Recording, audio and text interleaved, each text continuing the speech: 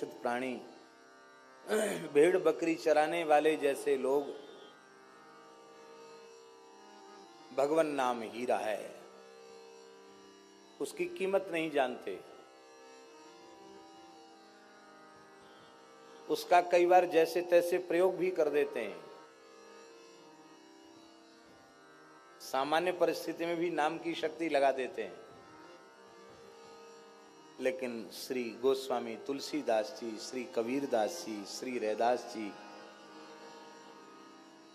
श्री नानक जी, श्री चैतन्य जी, श्री रामानुजाचार्य जी, श्री रामानंदाचार्य जी, ये इत्यादि ये जो महापुरुष हैं, ये महापुरुष जौहरी हैं और ये भगवान नाम की महिमा को अच्छी प्रकार से जानते हैं। इसलिए भगवान नाम का प्रयोग कभी वे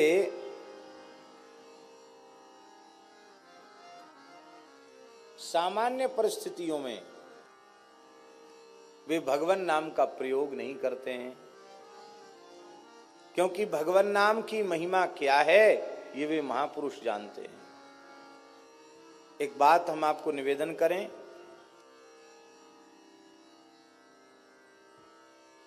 एक बहुत बड़े विद्वान थे, इतिहास प्रसिद्ध विद्वान,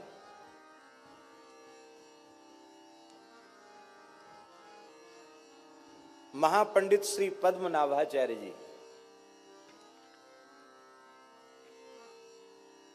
बहुत उच्च कोटि के विद्वान। सुना जाता है उनके बारे में, उनको भगवती सरस्वती का दर्शन हुआ था और सरस्वती ने उन्हें वर दिया था कि संपूर्ण शास्त्रों को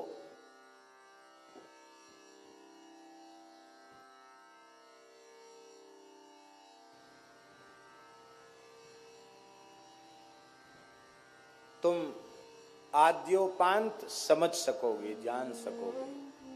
शास्त्रार्थ में तुम्हारा कोई प्रतिद्वंदी धरती पर नहीं होगा। और 100 गाड़ी में ग्रंथ लद के चलते थे, आज से 700 साल पुरानी बात है। कितने साल पुरानी बात? 100 गाड़ियों में ग्रंथ लद के चलते थे उनके। जिस पंडित को शास्त्रार्थ में हरा देते थे उसके ग्रंथ छीन लेते थे। वे महापंडित पद्मनाभ काशी पहुंचे। काशी के विद्वानों में हड़कंप मच गया। इतना बड़ा विद्वान, समस्त शास्त्रों का समर्थ वक्ता विद्वान, भगवान के सप्तपुरी में विग्रह में वाराणसी भगवान की नासिका है। नाक माने इज्जत होती है, प्रतिष्ठा। ज्ञानियों की नगरी, विद्वानों की नगरी, विद्या की नगरी काशी भगवान की नाक है। काशी के विद्वान घबराए, हम लोग एक एक विषय के पंडित हैं, वे समस्त शास्त्रों का पंडित है, सरस्वती का वर इससे प्राप्त है, कहीं ऐसा न हो कि हम लोग हार जाएं तो काशी की नाक कट जाए। तो विद्वानों ने काशी विश्वनाथ जी की उपासना की। विश्वनाथ जी के मंदिर से आवाज आई कि काशी की प्रतिष्ठा बचाने का एकमात्र उपाय है, संत कबीरदास जी के साथ इसका शास्त्रार्थ करा दो। पंडित कहने लगे कि कबीरदास जी की तो योग्यता का प्रमाण पत्र है, मसी कागज छुओ नहीं, कलम गही नहीं हाथ है। कागज कलम दवात से, स्याही से कभी उनका काम ही नहीं पड़ा। एक निरक्षर भट्टाचार्य को एक महापंडित से शास्त्रार्थ कैसे कराया जा सकता है? पर भोले बाबा की आज्ञा है, जरूर कोई न कोई चमत्कार होगा। पंडितों ने जाकर कबीरदास जी से कहा, महाराज काशी की प्रतिष्ठा बचानी, आपको शास्त्रार्थ करना है। कबीरदास जी हंसने लगे, बोले हम जानते नहीं शास्त्रार्थ क्या होता, हम क्या करेंगे शास्त्रार्थ? हम तो इतना जानते हैं, पोथी पढ़ी पढ़ी जग मुआ, पंडित भया न कोई, ढाई आखर प्रेम का, पढ़े सो पंडित होय। अब विश्वनाथ जी की आज्ञा, आपको चलना पड़ेगा। बोले विश्वनाथ जी की आज्ञा सिरोधार्य है, पर उन पंडित जी को आप यहां ले आओ, हम कहीं चलकर जाएंगे नहीं। बोले ठीक है। पंडितों ने पद्मनाभ जी से कहा, महाराज काशी विद्वानों की नगरी है, एक एक करके अलग अलग शास्त्रार्थ करोगे, बरसों लग जाएंगे। एक हमारे यहाँ के महान संत हैं कबीरदास जी, वे विजयी होते हैं तो काशी की विजय है, और वो पराजित होते हैं तो काशी की पराजय है। हम सब पंडित विजय पत्र लिख देंगे आपको। बोले ये तो बहुत अच्छी बात है, आपको चलकर शास्त्रार्थ करना पड़ेगा। महापंडित पद्मनाभाचार्य संत कबीरदास जी के निकट आए, और शास्त्रार्थ में कोई प्रश्न पूछा जाता उसका उत्तर होता है। पंडित कहते थे कि पहले तुम पूछो, कबीरदास जी कहते मेरे भीतर प्रश्न ही नहीं तो पूछें क्या, हमारे तो सारा समाधान पहले से हो रखा है, पूछे वो जिसको समाधान न हो। हमें तो समाधान राम जी की दया से हो गया, तो हम क्या पूछें। पर पंडित को लगता था कि मैं इतना बड़ा पंडित एक अनपढ़ से पूछूं, ये मेरी बेइज्जती है। इसलिए उन्होंने कहा महाराज आप ही पूछिए। कबीर जी ने कहा अपने संबंध में तो मेरा कोई प्रश्न है ही नहीं, हम आपसे आपके संबंध में पूछ रहे हैं। हाँ महाराज जरूर पूछिए। महाराज चतुराई से पंडिताई से उत्तर मत देना, जैसे सीधे साधे भाव से आप उत्तर देना, उसी कक्षा में बैठकर उत्तर देना। नहीं, पंडित लोग बहुत बात बनाना जानते हैं।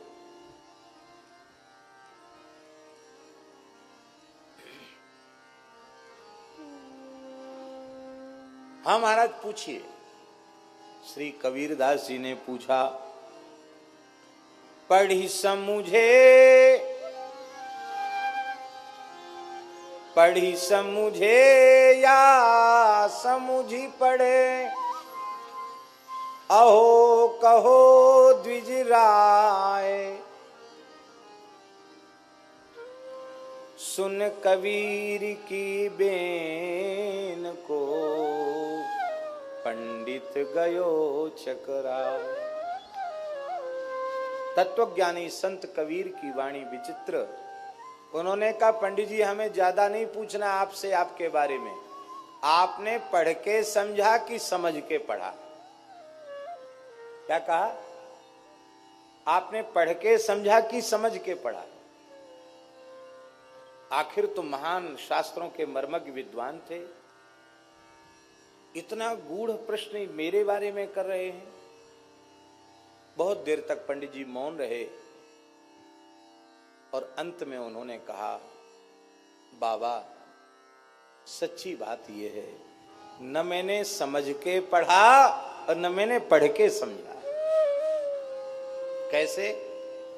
बोले यदि समझ के पढ़ा होता तो सबका फल है भजन, हम भजन में लगे होते, इस प्रतिष्ठा सुक्री विष्टा के संचय में, मान बढ़ाई के धन के संग्रह में हम न लगे होते।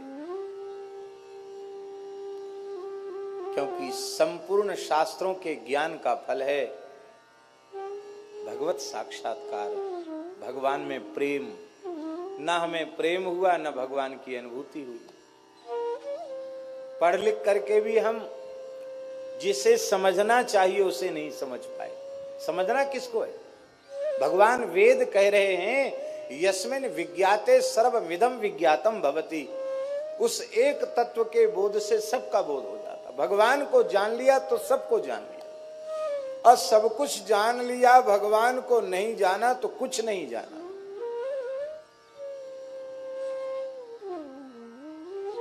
तो न हमने पढ़ के समझा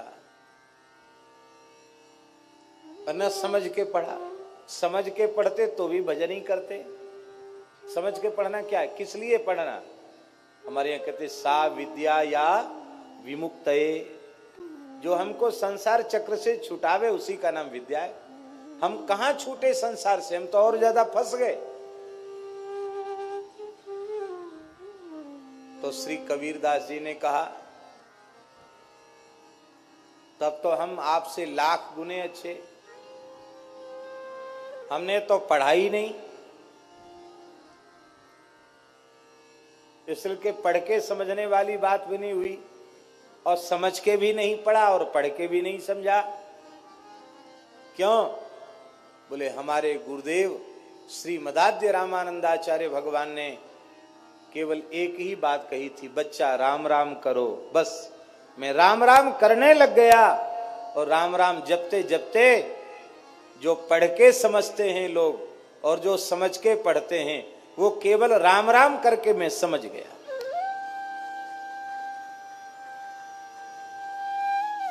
और श्री कबीरदास जी कहते हैं, राम नाम के पट तरे देवे को कछु नाहि, क्या ले गुरु संतोषिए होंस रही मन मान।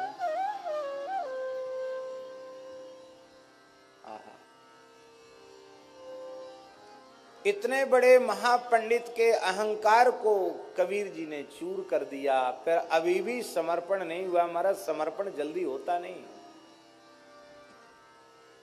आगे उत्साह तो उनका ठंडा पड़ गया कि आगे कुछ नहीं बोलना, चुप हो गए, उठ के चले गए। लेकिन अभी उनका समर्पण नहीं हुआ था, अहम शून्य वे नहीं हो पाए थे। विश्वनाथ जी ने विचार किया, इतना बड़ा विद्वान यदि इसका भी उद्धार न हो तो शास्त्रों की महिमा क्या है, संत की महिमा क्या है। कबीरदास जी जैसे संत से मिलने के बाद इसका कल्याण होना चाहिए। कल्याण कैसे हो? तो ऐसा कोई दृश्य उपस्थित हो कि इसको वैराग्य हो जाए। तो महापंडित पद्मनाभ सायंकालीन संध्या वंदन कर रहे थे, एक पीपल के नीचे बैठ के संध्या कर रहे थे, काशी की बात है। तो उनको एक दृश्य भगवान विश्वनाथ जी ने दिखा दिया। उनको दिखाई पड़ा कि पीपल की सब डालियों पर कोई न कोई भूत प्रेत बैठे हैं, एक डाली खाली है। एक भूत आया, उस पर बैठ गया। तो जो पहले बैठे थे ना शाखाओं पर भूत, वो सब झगड़ने लगे। बोले तू यहाँ कैसे बैठा, इस पर मत बैठ। बोले सब डालियां भरी हैं, यही खाली है इसलिए इस पर बैठ गया। बोले खाली तो है पर ये रिजर्व है, पहले से आरक्षित है। ये किसके लिए? बोले महापंडित पद्मनाभ मर के प्रेत बन के इसी पे रहेगा, उसके लिए आरक्षित है। दूसरे प्रेतों ने कहा भला इतना बड़ा शास्त्रों का विद्वान पंडित, संध्या गायत्री संपन्न ब्राह्मण, भला प्रेत क्यों बनेगा? तो एक वृद्ध प्रेत बोला तुमको पता नहीं है, जो ब्राह्मणों को गुरुम तुम कृत्य हूं कृत्य विप्रम निर्जित्य वादतः, भगवान महर्षि मनु ने लिखा है, मनु जी ने कहा है, जो गुरुजनों को अपने से बड़ों को तू करके हूं करके अपमानित करता है, उत्तर देता है, और ब्राह्मणों को शास्त्रार्थ में पराजित करके उनका अपमान करता है, उसे पिशाच की योनि, भूत प्रेत की योनि में जाना पड़ता है। तुमने नहीं पढ़ा है? इसने तो न जाने जीवन में कितने ब्राह्मणों को अपमानित किया है, ये तो अवश्य ही प्रेत बनेगा। तब एक प्रेत बोला इतना बड़ा पंडित प्रेत बने ये अच्छी बात नहीं, हम लोग अनुभव कर रहे हैं प्रेत योनि कितनी दुखदाई है, ये बच सकता है क्या? बोले हाँ बच सकता है। ये यदि अहंकार शून्य होकर संत कबीरदास जी के चरण पकड़ ले तो बच सकता, नहीं तो नहीं बच सकता। अब तो महाराज दौड़े पद्मनाभ जी और कबीरदास जी के चरणों में पड़ गए। बोले महाराज अब आप कृपा करके हमें अपनाइए, मेरी रक्षा कीजिए, मेरा उद्धार कीजिए। कबीरदास जी ने कहा अब तक जितना पढ़े लिखे थे सब गंगा जी में बहा के आओ। माने कोरे कागज पे न लिखा जाएगा, कागज पहले से भरा हुआ है, लिखोगे क्या? शास्त्र का अहंकार भी एक अहंकार होता है, विद्या का अहंकार भी अहंकार होता है, उसको धो करके आओ। स्नान करके गंगा जी में पद्मनाभ आए। बोले मैं एकदम कोरे कागज के जैसे होके आया हूं, कोरा घड़ा बन के आया हूं, रिक्त घट होकर के आया हूं। तब श्री कबीरदास जी ने उनको कहा बच्चा सारे शास्त्रों का, वेदादि शास्त्रों का, इतिहास का, पुराण का, सबका सार राम नाम है। बस इसको पकड़ लो। सब कुछ किया पर राम राम नहीं किया तो सब व्यर्थ है।